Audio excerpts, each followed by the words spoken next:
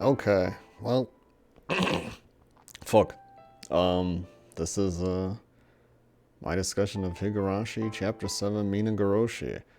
And what needs to be said other than what the fuck happened? And I don't mean that in a good way. Honestly.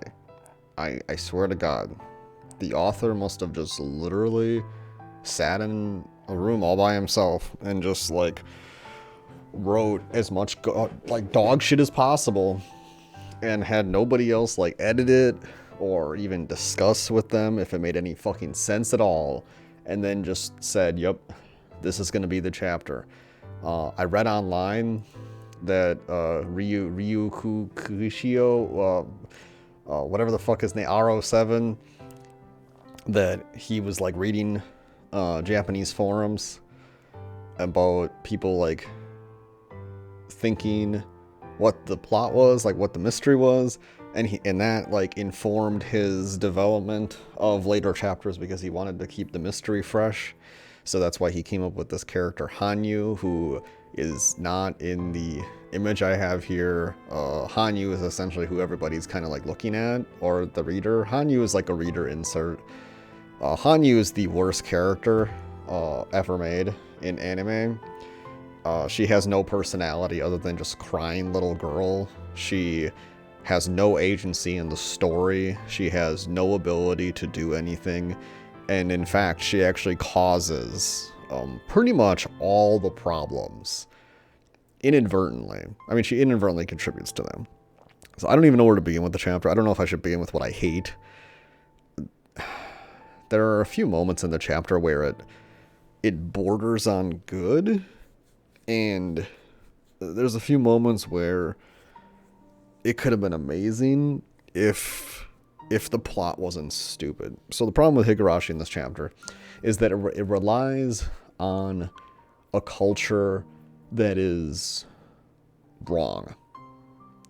And I can't tolerate that. I can't tolerate a wrong culture. And what I mean by that is, I'm just going to spoiler it. The crux of the issue in this chapter is that the Hinamizawa people do not want to unite and force Child Protective Services, the equivalent in Japan, to forcibly remove Sadako from her living environment with her abusive uncle, because they don't want to appear too pushy and lose the government subsidies they get for their festival. So essentially what it boils down to is you have a class of people who are benefiting from the suffering of the most vulnerable people in their society, and those people do not give a fuck about abused children. And about 2/3 of this fucking chapter is dedicated to trying to convince the hearts and minds of these evil fucking boomers. And I gotta be honest, nobody is this cuck. Keiichi should have...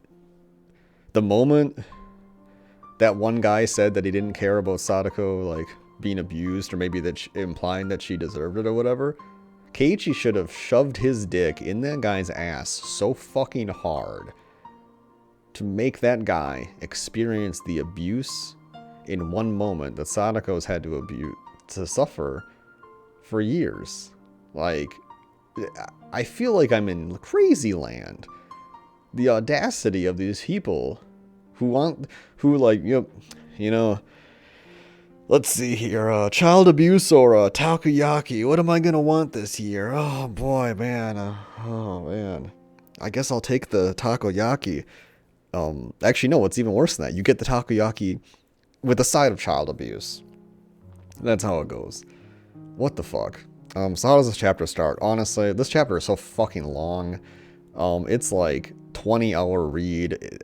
I'm gonna be honest, I skipped parts of it because it was just so bad. I don't know what the fuck happened. What was the author smoking?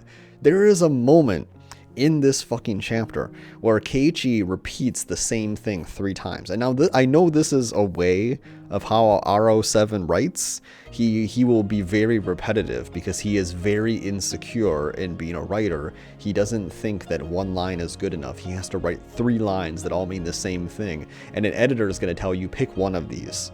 You only need one. You don't need to restate what you're feeling 3 fucking times. And especially when each time it gets worse and worse. Pick one, that's it. Don't fucking waste text. Don't waste the reader's time. Stop wasting my fucking time. So what happens? Keiichi's like, oh, I felt like they could trust me. I felt like they could bet on me. Like that they believed in me. And these are 3, I mean, I'm giving you the short version of it, but these are 3 complete sentences that are stated in their own individual text boxes. What in the fucking god's shit retard school did you go to that taught you that that was okay? Never fucking write like that. If you have something to say, you say it fucking short and sweet. You don't say it like, oh, I just don't know how to make this sentence work, so I'm just gonna keep restating it until I pray that the reader understands. Like, I mean, at least the author this time doesn't explain what gas is to the audience. He doesn't assume that you're that retarded. But what in the fucking shit were they smoking when they did this shit? Honestly. Okay, so what happens in this chapter? The first half of this chapter is kind of cool. Or the first, like, 1/3, and then it just goes off the rails into just fucking stupid territory. So what happens? Everybody's having a good time playing in the forest. We meet Hanyu. What's Hanyu? Hanyu is Oyashiro-sama.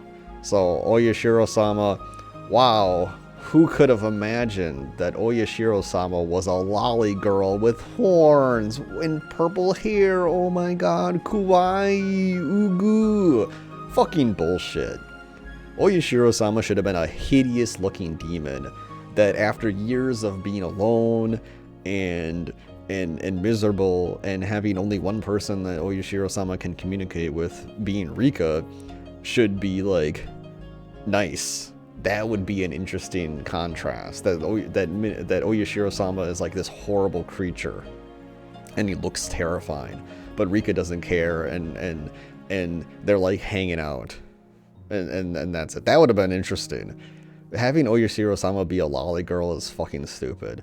And I know I can already predict it. Here's what it is: Oyashiro-sama was a village girl who was killed in the Wadaganashi style, like over 1,000 years ago, and because that murder was so unjust and so horrible that Oyashiro-sama, or Hanyu, her spirit lingers on the village and is kind of like a condemnation of the evil things that they've done, and it's like a curse that lingers over them. It's not the curse of Oyashiro-sama, but it's the curse of what the village did. And it should have been a reminder to not be that shitty again, but they've lost that message. That's what I think. The big backstory of Hanyu is just making up some shit, because that's the only thing that makes any sense. Anything else would be fucking stupid. So what happens in this chapter? Basically, this chapter is like you're going through like a regular arc in the story, and we're like checking off to make sure that like nothing bad happens. So like. Instead of Rena killing Rina and Tepe, what happens is that Rena talks to her dad, and she talks to Mion, and then she like convinces her dad to get a job and buy some new stuff, but not expensive stuff, and basically get on with his life. And Rena even says like, oh, he was about to buy that lady an apartment, but you know, good thing I stopped that. So solve their problems with talk. That's exactly what you would expect to happen. Keiichi gives the doll to Mion, and there's a part where Rika's like, you can try to do something, you can have a choice, but it's a fake choice. And Keiichi's like, no, don't worry, Rika, I got this, winky face. And then Keiichi gives the doll to Mion, and Mion's like, oh, hee, I got the doll. So then that prevents, you know, Miyakashi and Wadaganashi from happening. Oh, and also, by the way, Shion sometimes goes to the school that Keiichi and everybody goes to, because Shion is basically Sadako's like older sister, and she's making sure that she eats her squash and things like that. So Shion is like totally 100% friends with Sadako, and they're great. So we're basically checking off all the boxes to prevent one of the friends from going crazy. But that murder scenario is unrelated, as I predicted. That murder scenario between the friends killing each other is 100% unrelated to Rika dying and the Great Hinamizawa disaster. But the Hinamizawa disaster and Rika dying are 100% connected. And in the beginning of the game, Rika and Hanyu are like talking about this, and they're talking about like world fragments and giving up, and so much of this fucking story is spent with Rika having depression and drinking and sitting and looking at the moon and watching cartoons. And it's like, is Rika fucking stupid? Rika, you have a ghost. You have a ghost friend that only you can see and hear. Spoilers, Rena can see her too. But you have a ghost that only you can see and hear. And you know what's going to happen in the future, but you don't know who does the things that will allow you to solve your own death. You've been here 100 years. And Rika is so dumb, and Hanyu intentionally is not helping Rika. I mean, they never have a conversation about this, which I find to be interesting, but Hanyu never tries to help Rika in any way whatsoever. She never comes up with any ideas. All she does is go, ow, ow, ow, ow, ow, ow, ow. And that's 90% of Hanyu's dialogue is going, ow, ow, ow. Which really speaks to the like sexualization of infants in Japanese culture, and then the infantilism of women, in that like, oh, this girl's cute because she's like a little baby, and I secretly want to fuck children, I guess. I don't know what the fuck's wrong with Japanese people, but this chapter is fucking stupid. So how could Rika and Hanyu solve the loops, win like fucking 5 loops? Send Hanyu to follow fucking Tomitake when he dies on that night, because then you will know who got rid of Tomitake's body and who killed him, and then bam, snap your fingers, you would instantly know. It's so funny that like Rika's like, oh, I don't know if I can trust Irie, I don't know if I can trust the doctor, or if I don't know if I can trust Takano. And for no reason she trusts Takano. For no reason. She's like, I really trust Takano. And it's like, dude, Takano hits all of the markers. The first moment I saw her in chapter 1, I knew she was evil. Oh, spoilers, by the way, Takano's the main villain. Which I predicted back in chapter 1 in Onikakushi, because when Keiichi goes to the hospital after being sick, he says that he gets an injection, and when he comes home he goes like even more crazy. And I don't think that actually is evidence that Takano is evil, but that was what led me to believe that Takano was evil, because we already knew about Takano in chapter 1. She seemed like she hits a lot of the flags. She's drawn seductively. She has her VA sounds like seductive and talks in a way that just sounds seductively evil. Like she has the sex appeal of evil or something. I'm sure there's like a TV trope of that, where there's like a female character and none of them are sexualized except one woman, and that woman will be evil every time. And it kind of speaks to like the Protestant or like of modest value in society, is that the one woman that wears the tank top is automatically evil, that has cleavage anyway. So now, mind you, in the original art, Takano is actually drawn in a way that makes her not seem evil. She just has big boobs. But in the new art, in the PlayStation 3 art, she looks like a fucking ravenous whore. So, and she is. No, I don't know if she's a ravenous whore. No, she is. She sounds like she's banging a lot of dudes. Not that matters, but there's a plot point specifically about that in the chapter. Oh my god. So basically we go through the story, and every time it comes to a moment where it's like, oh no, are we going to be able to solve this timeline, or is one of my friends going to go crazy and kill everybody? And Rika's constantly in a huge depression about this, and she's like Hanyu's losing the ability to like send her back further in time, so they can only go like a week or 2 weeks before Wadaganashi, the festival. And oh my god, it's just so dumb. Rika just she wastes so much time. And then one of the bad things finally happens. Is one of the inevitable things is that Teppei shows up. And what's Rika doing before Teppei shows up? She's watching cartoons. And it's like, Rika, you're gonna fucking die in a week and you're wasting time watching cartoons. Are you fucking stupid? Rika deserves to die 100 times. If you're so dumb that you're wasting the little time that you have watching fucking cartoons, like, here's how the story should be written. The story should be written that Rika knows what's going to happen, but nobody will listen to her because she's a little girl. And so what she has to do is she has to lean on the value of the friendship that she has with her classmates in terms of getting them to believe her and support her and like turning the tide on her being killed. That's what the plot should have been. Instead, it's just stupid. Like, Rika just constantly has depression and it's like, oh, I'm dumb. But it's like, it's like, she has depression and she's stupid, which is like a deadly combination. Because like she can't do anything to solve her own problems, and she's too stupid to do anything to solve her own problems, thus reinforcing her depression. It's just pathetic to read. So I guess I should get into like the big plot. So Teppei comes back and he starts abusing Sadako, and Sadako is forced to live at her uncle's house, and it's just horrible. We even get a tips like little reading that basically talks about the thoughts that Teppei has when he's going back home. And one of his thoughts is that Sadako will be an attractive woman in a few years, and he thinks about like basically having sex with his niece, which I don't think, are they his children or they're his own? I think they're his. Yeah, they're his kids. They're his kids, or not they're his kids, but he's not the in-law. He's related to Sadako by blood. His aunt wasn't related to Sadako or his wife, Sadako's aunt, was not related to them by blood. That was the in-law, I think, or I don't know. I forget how fucking family trees work, but yeah, so basically Teppei considers doing incest to Sadako in a few years. So we're constantly getting evidence and getting information that like Teppei is like really fucking bad. He's a bad guy. He does bad things. He violently hits Sadako. He forces her to like walk around on all fours. You know, it's disturbing. And while this is going on, this is when I knew the chapter was going to be shit. So the school kids, they find out Teppei's back, and Rika's like, she's like, guys, this is bad. Teppei is abusive and shit's going to be bad.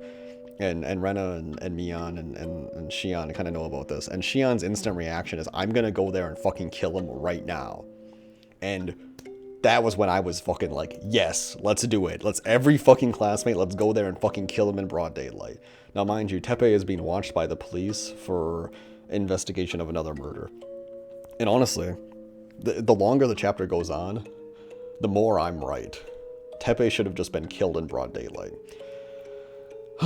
So what happens is that they have all the classmates have a big argument, and Shion's like, I'm gonna go fucking kill him right now. And Keiichi's like, no, Shion, you're not gonna go. Sadako won't like it if you solve your problems with violence. Murder isn't the answer. And it's like, the rest of the chapter tries to justify murder not being the answer, and it's really hard to stomach that when the person who you're wanting to murder is perfectly fine with committing sexual abuse, sexual assault, raping somebody who's related to, sexually dehumanizing Sadako in front of his friends as part of the joy, making her subservient to him, hitting her repeatedly in the head, kicking her so that she can't walk.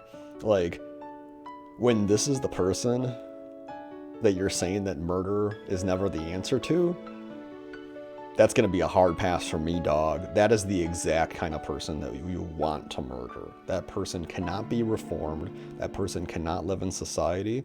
And that person does not deserve the life that they have. If you are committing these acts to a child, you're done, son. That's it. You don't get to live in society. Now, the problem is that RO7 is a child rapist apologist. So he spends the entire chapter now basically trying to come up with an alternative solution rather than just killing Teppei in broad daylight, which is what they should have done. And now, mind you, Keiichi's like, don't worry, Shion, we'll come up with a plan tomorrow to save her. Guess how many fucking days it is until Keiichi comes up with a plan, which he pretty much never does, actually. He just lucks into a plan. He never comes up with a plan. He never does. It's like fucking 7 fucking days. They should have saved her on day fucking 1. Rika knew how bad it was. Rika was seeing the end result of Sadako's abuse. But Rika's a fucking cuck, so nothing happens there. So what happens?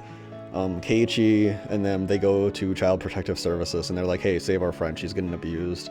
And they don't even make a good argument to like save Sadako, which is funny because Rika has all the information necessary to save Sadako. 1, Sadako would not reveal the nature of her abuse because she does not want Teppei to destroy her brother's room, and he is threatened to do that if she reveals the nature of the abuse. 2, Sadako has a condition that requires constant medical monitoring, but she's not being allowed outside the house to receive that medical care. So she is thus explaining her fever. Those are 2 very valid reasons why you would want to intercede on Sadako's behalf as a CPS agent and take her out of the home. And do any of the Keiichi and friends gang bring this up? Rika is aware of these things and she doesn't give a fuck. She doesn't bring them up. So Rika, I'm sorry, but you're fucking retarded. You could have solved this problem way back in the first part of it. But she fails to do so because she just doesn't fucking care about Sadako, despite saying that she cares about Sadako. She clearly does not. She only cares about Sadako insofar as just having like a little like fucking young pet friend. And like Rika's like 100 years old. So, what the fuck? Anyway, Keiichi goes around town and he goes to the town council and he's like, hey guys, we should save Sadako. We need the support of the town to save Sadako to get the CPS to do what we want them to do. And the town council basically is a bunch of boomers and they're like, we don't want to upset the government because then they won't give us free handouts for our Wadaganashi festival. So we don't want to upset the government anymore. And he's like, oh, you like, basically the argument is we want to eat takoyaki and we don't want to lose takoyaki and also lose child abuse. If it takes child abuse to get takoyaki, I'm comfortable with it. That's the old boomers argument. And then one of the boomers even attacks Keiichi and it also hits Rena and they're like fine with it. Like, think of the morality of this community. They deserve the Hinamazawa disaster. They deserve to die. If your society is okay with beating up young girls when you're a fucking old boomer, allowing young girls to be abused and sexualized against their will so that you can eat takoyaki, I'm sorry, but your society is not gonna fucking work. And Keiichi should have broken his dick off in every one of those boomers' asses. But anyway, the boomers get convinced, which is like, why would you even want them on your side, honestly? The whole chapter should have been just about them denying the community that they're in because the community is trash and going their own way. It should have been total MGTOW chapter is what it should have been. And then they go to Oryu, Mion's grandma, because they need her to forgive Sadako. And Oryu says that Sadako needs to come and apologize, and then she'll forgive her, which is just like, yeah, having an abuse victim come and apologize is Kino writing there, RO7. You really... I read online that the author for this was a social worker, which I refuse to believe because nobody's this fucking retarded at all. No fucking way. And his understanding, maybe how social work goes on in Japan is a little autistic. I'm just gonna say it. But in America, you don't equally apply effort to every individual. You apply effort to every individual depending on the situation, and every situation is different. So, like, the idea that, like, oh, we can't be biased and help this girl, and it's like, dude, the situation changes. If the inputs change, the outputs change. You need to react accordingly. It's fucking, there's no logic to it. Everybody's fucking stupid in this chapter. And that's the biggest problem with this chapter, is that the characters are written as fucking morons. And if I wanted to read a story about fucking morons, I would just do anything else. Because most people are stupid, and that's not interesting. It's not interesting to read about stupid people doing stupid things for stupid reasons. It's not interesting to read that. That's not interesting writing. Any person can imagine somebody stupider than them and then write a story like that. You know, I can write a story about dumb chucklefuck walks down the road and wants to shove hot dogs up his ass, but he ran out of hot dogs, so he goes to the convenience store, and then he rips the packs up and starts shoving them up his ass, but then everyone starts arguing with him, and then he brings up the fact that he pays taxes, and it's just like, like anybody can write a story about a fucking moron. That's not difficult. It's not hard. That's why this chapter is so fucking disappointing. It's because all the characters are fucking stupid. So at one point, Keiichi tries to kill Oryu, which should have been Shion, because Oryu says that Sadako is a demon child, and that was the moment where I knew the writing just dropped. The author just forgot everything that they wrote. They forgot all the character building. They forgot everything. The fact that Shion didn't instantly fucking electrocute and kill Oryu proves to me that the author completely fucking forgot what the fuck he wrote in Wataganashi and Miyakashi. Completely fucking forgot. The fact that Shion didn't kill Oryu in that moment, absolutely fucking stupid. And here's another issue. Why is Akane the speaker for Oryu? Akane and Oryu are not allowed to be seen together because of a fake rivalry that they're supposed to have. And then in this chapter, Akane and Oryu are just together. Why? What the fuck happened? That wasn't explained at all. And don't tell me that it was explained in another chapter. Bull fucking shit. If you're gonna have something that breaks previous chapter lore, you could have a fucking reason for it. And there is none in this chapter. No explanation for it. The author just fucking forgot. The author just fucking forgot that Akane and Oryu are not supposed to get along. I mean, they're supposed to secretly get along, but they're not supposed to get along in public. And the fact that they get along in public in this chapter is fucking a huge red flag. The author just fucking forgot. So anyway, Keiichi goes to the CPS, and the CPS still won't do anything, and then they're talking to Sadako on the phone, and then Rika's like, Sadako, you gotta say you need help. And then Sadako's like, yeah, help me, and then Teppei fucking domes her in the head, and is gonna start beating her. But then the cops are right there, and they're watching him, so then the cops go in, because Oishi's kind of been watching the case too, and the cops go in and arrest Teppei, and then they all get back together, and Rika's like, yay, everything's good now, we're gonna be fine. And then she's going to die, and she gets depressed again. And I don't even know how to wrap up the ending of this chapter in a fast way. But basically, how do I wrap this up? What the fuck? It's basically Rika and Sadako have this disease, which is the Hinamizawa disease.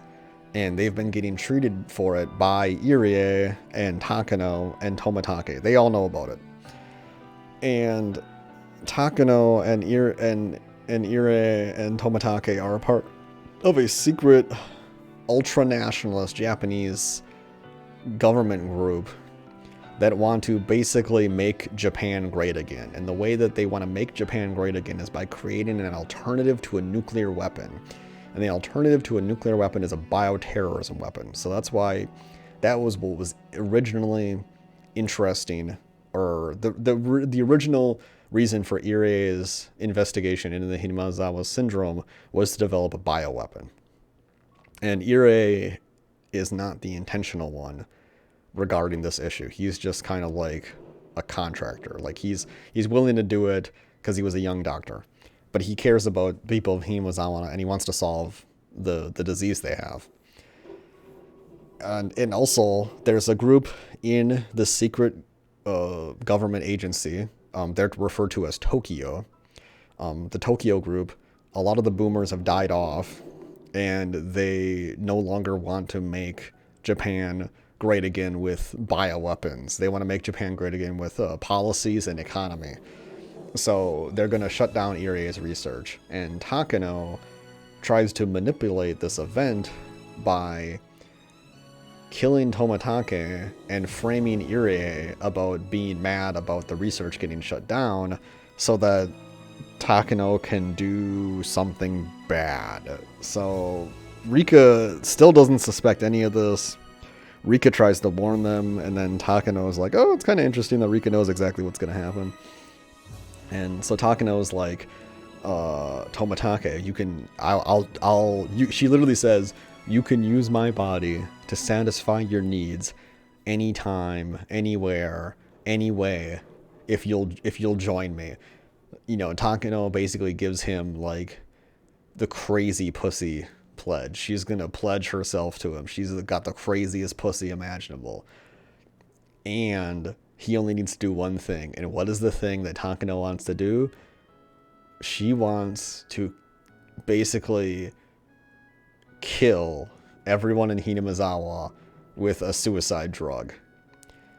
So she injects Tomitake with the suicide drug, which is H137, which is, I believe, a reference to Unit 731, a Japanese military unit that conducted research on Chinese people that basically was the most horrific human experimentation in the history of the planet. Anyway, Tomitake ends up dying, but Rika kind of warns Oishi about it, so Tomitake dies in a different location, and then Rika's like, oh, I can change the future. And it's like, yeah, Rika, when you do things, things change. Wow, that's determinism. Wow. Rika's fucking so stupid. So, basically the children, like, don't really have a lot of agency in the rest of the story. They don't know what the fuck's going on, and they're kind of relying on Oishi to do anything. And they find out that Takano definitely did not die in Gifu, so they know that Takano's alive. So, but Rika's like, I don't know if I can trust Takano or I can trust Ire. And Takano has like a group of military soldiers called the Wild Dogs or something, and they're like guarding her. But then also the police are guarding her. So, but there's these two competing groups, and then all the friends come over and they're all hanging out at Rika's house, and then the Oishi never shows up because Oishi and Kumagai get killed while the Wild Dog group is basically cutting the telephone cables so that nobody can call out of Hinamizawa. And the friends basically are like, okay, we're gonna go home, you know, the new cops are here, we'll see you tomorrow. And Rika, it's like 1 in the morning, so that they left at like 11, it's 1 in the morning, and Rika's like, oh, I made it to the next day, like maybe I'm not gonna die today, but I'm probably gonna die. Now we know Rika's gonna die tonight because we have a part where Takano's talking, and Takano is like the lead commander of this military group. She's like a defecting group within this secret group, and she has her own motivations and own goals.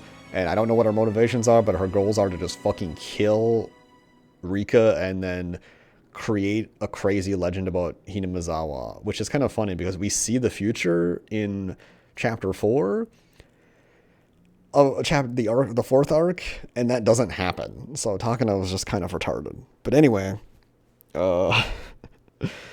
Rika, the guards are going to go in to kill Rika and Sadako, and well, they're going to kill Sadako. They're going to capture Rika, and they become aware of this, and Rika and Sadako like jump out the fucking window, and they're like, oh shit, we gotta get out of here, we gotta start running.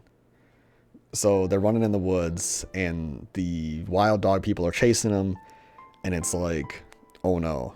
And Sadako, this is something I've thought for a while, is that like the Hinamizawa syndrome gives you like superpowers, because how else do you explain like Rena being able to like punch people into space or some shit? I mean, she doesn't really punch them into space, but like there's been moments in the chapter where characters do feats, physical feats that are extraordinary. And I believe that it was due to like the Hinamizawa syndrome that the people have. By the way, that's not explored at all. That's not the case. Nobody has superpowers. Fucking boring. And boring as fuck. So they're getting chased. Sadako like turns around and like kicks one of the guys. And now Sadako's like fucking tiny. So like how else do you explain that Sadako's able to like kick a fully grown man and like knock him out unless she's like empowered with the Hinamizawa syndrome, right? Like that doesn't make any sense.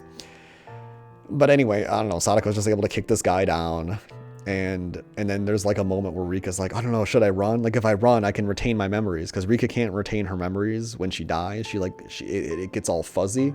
So she's like, I know Takano's the person. I know that's what's going to happen. I need to survive long enough so that I can keep my memories so I can save everybody the next time. But then Rika's like, but I don't want to live while having to sacrifice Sadako. So Rika turns around and then she fights. And like right before she's going to like start fighting, there's like 3 guards or something like that chasing them. Right before Rika's like about to engage, I think, Keiichi shows up and like kicks the other guard's ass. And like Rena and Mion show up and Shion, and they're like fighting them in the woods. And it's kind of believable when it's like, you know, like 5 or 6 on like 3. But then like a van shows up, and then like the kids are fighting these like 6 guards, these 6 trained soldiers, and it's like, really? Like, I would believe it if the Hinamizawa syndrome gave them superpowers, but like instead it's just like they're able to do that for no reason. So they're fighting them. It's kind of a cool scene. And they're winning. They're succeeding, and they're like, shit, we need to get in that van and run away, because like we can't fight them long term. And they're trying to not kill Rika, and so like Rika at one point like stands in front of Sadako because she doesn't want her to get killed. But it doesn't matter. Anyway, at one point time stops, and we can assume that Hanyu did this because Hanyu can send Rika back in time. So we can assume Hanyu stopped time. And I thought it was a sniper, because we know snipers are watching the house. We already know that because the sniper killed Oishi. So we can assume a sniper's watching the house. Anyway, I thought a sniper was going to shoot Keiichi, but it was actually Takano, and Hanyu stopped time right before a bullet was going to kill Keiichi, and they're all like having a conversation like, oh, like, come on, do something. And like Keiichi is like when time starts again, like, don't waste time looking at me. You need to get Rika out of here. Like, don't waste time reacting to like my death, essentially.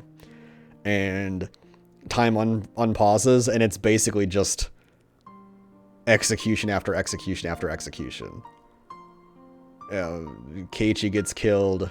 I don't know if Sadako gets killed second to last, but like Shion is real pissed. Mion's the one who's more upset about Keiichi getting killed than Rena, if you wanted to like understand who's got the feels. And they kind of tease that a little bit in this chapter, but I mean, Rena loves Keiichi. Like, Rena and Keiichi get along better than Mion anyway. Mion's just has nothing going on personally. She doesn't do anything. She's so boring. But yeah, all the kids get killed. Takano just executes them, shoots them in the head. And then she like takes Rika, like Rika's like hog tied up, and she like takes her to the shrine and like strips Rika naked, which kind of seemed pointless. That whole section could have been written better. There's a lot of parts of the chapter that could have been written better, because rather than having a conversation about what was going on, the author is basically narrating to the reader what's happening, but from the perspective of the character. But it's not from the perspective of the character, because why would the character narrate to themselves? It's just fucking stupid. Like when Rika is telling her friends like the Hinamizawa syndrome and all that shit, it's not that Rika's telling them. Rika's telling the audience, and you're supposed to understand that like the kids are also learning this too. It's very weirdly written. So Takano is like she's doing the Wadaganashi festival on Rika. She's like taking out her organs and killing her, and then as Rika slowly dies, she's like, you know, she knows Takano's the killer, and she desperately wants to remember that Takano's the killer. And why does Takano want to do this? I don't fucking know. Takano makes this crazy like religious speech about becoming a god and like recreating the fear of Oyashiro-sama and all this shit, but it's like it's all over the place. Like, you can't pin it down as being like she wants fame, but like nobody knows that she even does this. Does she do it because she's a worshiper of Oyashiro-sama? Not really. It's like she found a cult, or like she found a very unique like society, like community, and then she's just like living her like cult demon worshipping fantasies, essentially. And also like Rika's like a queen carrier of the Hinamizawa syndrome, so she thinks that like when Rika dies, everyone's gonna go crazy and kill themselves, and like there's no evidence of that. So what happens is they kill Rika, and then they basically gather everybody up in town, and they say that there's like a gas leak or something. And then there is no gas leak. It actually is a government conspiracy. They gather up everyone in town and they shoot a bunch of people, but they do kill them with gas though. But it wasn't like a gas leak from the swamp. They just gassed. They basically do like a holocaust to the citizens of Hinamizawa. And this is sponsored by the official Japanese government. in this story, because they basically discover that there's like a disease in Hinamizawa and everyone's gonna go crazy, and it's just like, what the fuck is this shit? It's so wild. So Takano's main goal was to like kill Rika and bring about like this end of, I don't even know. I don't know what Takano's goal is. It was very weird, because like if you wanted to make Oyashiro-sama's curse this like lifelong legacy, you need people to believe in it. But the problem is you killed everybody that believed in it. So now the only people that are going to believe in it are like losers on the internet, which is exactly what we see in chapter 4. So what, like, Takano just doesn't make any sense. And maybe it'll get, I mean, obviously it'll get explained in the next chapter, but like, I don't know. She just sounds like a fucking nut job. Just a crazy person. Anyway, this chapter is like a 1 out of 10 for me. It was so bad. I had to skip like 2 chapters because they were just so badly written. It's unfathomable. I don't know what the fuck they were smoking. How do you write it so bad? And then like, the ending, I guess, was kind of cool. I 100% think Hanyu is going to be a real character in the next chapter, because like they're kind of like, oh yeah, like Rena says like she can see Hanyu.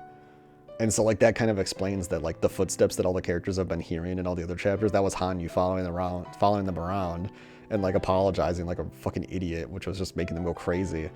And then Rena, I think at one point says like, oh, those footsteps, that's Oyashiro-sama. Like, and it's like, yeah, Rena knows that because like Rena can see Hanyu. And she always could see Hanyu. So it's kind of interesting that she never said anything. And people can become aware of Hanyu depending on their like level of Hinamizawa syndrome infection. But yeah, this story was just fucking stupid. Like convincing a town that is okay with child abuse, that child abuse is bad, being your main moral quandary and plot, and having a theme that murder is bad when the person you want to murder is an irredeemable piece of garbage. Like, yeah, wow, what a complex situation. Murder is bad when the person is an asshole. Like, here's a more complex situation. Let's say Rika needs Sadako to save her life, but like Teppei, let's say Teppei is a good guy, but Teppei wants to take Sadako to Okinamiwa and Rika won't be able to see Sadako anymore. And let's say the plot is that like we need to get Teppei out of the picture because in order for me to live, I need Sadako here, but Sadako's going to get taken away by her uncle. And let's say Teppei's a good guy, and now we have to kill somebody who is a good guy to save the life of a child, or we have to do something about the situation like that. That would be a morally dubious situation to be in. But the situation that's created in this chapter is just fucking stupid. Just there's a fucking sexually abusive and physically abusive man abusing a fucking child, and we can't murder him, even though every character in this chapter can murder. Like, they should have just killed him in broad daylight. That would have been fucking awesome. In front of the fucking cops, too. Like, there should have been a scene where maybe Keiichi, like, riles up the community, and they're all there, and they're, like, telling, like, Teppei to leave. And Teppei's like, oh, bro, fuck off, I'm stupid. But he can't fight the crowd, you know, because the cops are watching him, and he sees that. And so he gets on his motorcycle. He's going to leave. He's going to drive away, but he'll be back later. And then the crowd gets mad when he says that, and they start throwing shit at him. And then somebody, we don't know who, throws some kind of rock that hits Teppei, and it like kind of knocks him out a little bit, and he like rides his motorcycle into a tree, and he falls over, and he's really badly injured, and he goes to the hospital. And we don't know who threw the rock because the crowd was so dense. So the cops don't know who to arrest, and everybody in the crowd is like, I don't know, I didn't see a rocket thrown. That must have fell from the tree. I don't know what you're talking about. Everybody backs each other up. And then Teppei's like, well, fuck that shit. I got a concussion. I gotta get out of here. So he's in the hospital. He's out of the chapter, and he's not coming back. And then Sadako's safe. Now, obviously, that doesn't have the arc where Sadako like admits that she needs help. But they could have just wrote that in earlier, that Sadako does say that she needs help when she goes to school the one time, and then that's the plan that they come up. Well, that's not the plan they come up with to like throw the rock or anything like that, but that's just kind of the end result. I think that would have been much better, and it would have been much more realistic for what you would expect from the citizens of Hinamizawa, and it would have been, honestly, it would have saved so much more time, and it would have been a little clever in terms of writing. None of the characters obviously planned that, but it would have been much better in terms of the writing, in terms of having a kind of like sneaky solution to a problem that is born out of luck, because Rika constantly brings up that lucky things are happening to her, and she constantly brings up that she's rolling the dice and getting sixes every time. So like there should have been one of those things that was born out of luck. One of the solutions to one of her problems should have been a luck solution, but instead that's not the case. It's just she just relies on Keiichi to fix all of her problems. I don't know. This chapter is bad. Anybody who says that Minagoroshi is like a good chapter is just fucking wrong. It's so bad. It's so fucking bad. The writing's bad. The story's bad. The plot's bad. The themes are bad. Bad, bad, bad. I don't know. I don't know if Higurashi will redeem itself in the next chapter, but I have no fucking faith at this point. That's it.